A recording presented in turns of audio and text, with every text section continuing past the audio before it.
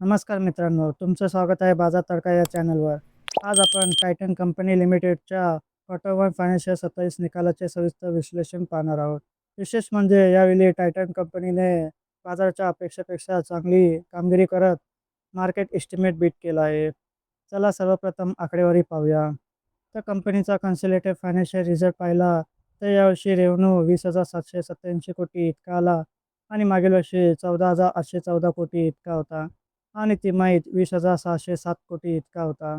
तर गेल्या वर्षीच्या तुलनेत कंपनीच्या रेव्हेन्यूमध्ये सुमारे 40% ची वाढ झाली आहे. त्याचबरोबर मार्केटने एस्टिमेट केला होता की रेव्हेन्यू 20,200 ते 20,400 कोटी इतका येईल आणि ॲक्चुअल आला 20,787 कोटी. त्याचबरोबर आता कंपनीच्या खर्चाबद्दल बोलूया. तर यावर्षी 19,075 कोटी इतका आला आणि मागील वर्षी 15,148 कोटी इतका होता. आणि तिमाहीत 25,579 कोटी इतका होता. आणि आता सर्वात महत्त्वाचा आकडा म्हणजे नेट प्रॉफिट. पाहिला तर यावर्षी 1,777 कोटी इतका आला आणि मागील वर्षी 1,091 कोटी इतका होता. आणि तिमाहीत 1,179 कोटी इतका होता. तर टायटनने क्वार्टर वन फायनान्शियल 27 मध्ये 1,777 कोटी निव्वळ नफा कमावला आहे. गेल्या वर्षीच्या याच तिमाहीच्या तुलनेत हा नफा 63% ने वाढला आहे.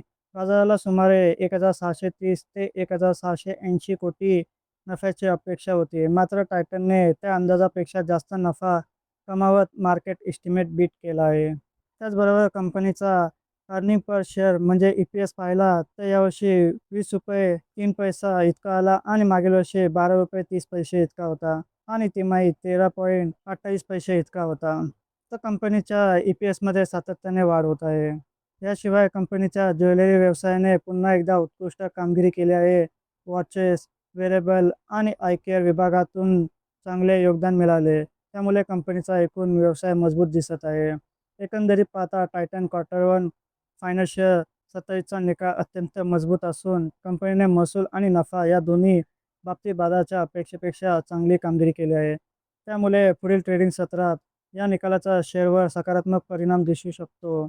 मात्र अंतिम हालचाल मॅनेजमेंट कमेंट्री आणि एकूण बाजाराच्या ट्रेडवर अवलंबून असेल. तर मित्रांनो, तुम्हाला टायटनचा हा क्वार्टर वन निकाल कसा वाटला? टायटनचा शेअर तुमच्या पोर्टफोलिओमध्ये आहे का?